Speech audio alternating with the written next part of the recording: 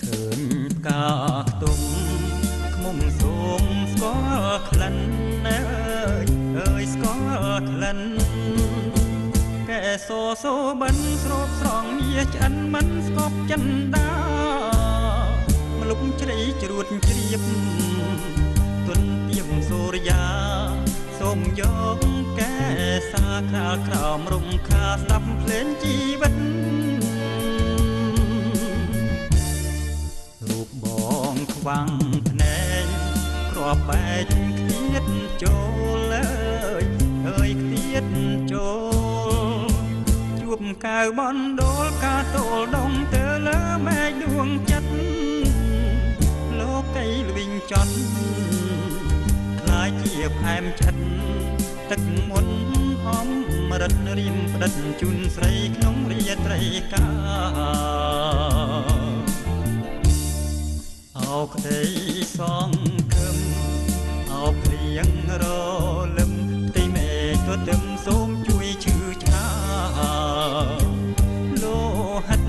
ភាំងក្ដីធ្ងន់មិនមែនស្រាលស្រងលើកំរាលដែលក្រាលសម្រាប់ក្រាបសូមពរជ័យផ្កាខ្ទុំយំសោមបោកខ្លួនក្នុងបឹងអើយក្នុងបឹងអងវរំពឹងផ្ញើពីងតាមជ្រឹងហាជ្រែករាត្រីទៅប្រាប់ប្រុសណាចិនដាប្រណីដងយកកាព្រៃទៅដាំជាថ្មីក្នុងវិមានសួរ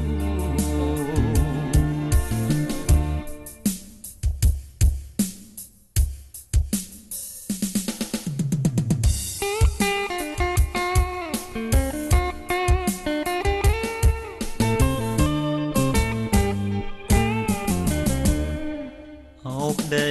សងខឹមអោព្រៀងរលឹមផ្ទៃមេឃទទឹមសូមជួយឈឺឆ្កា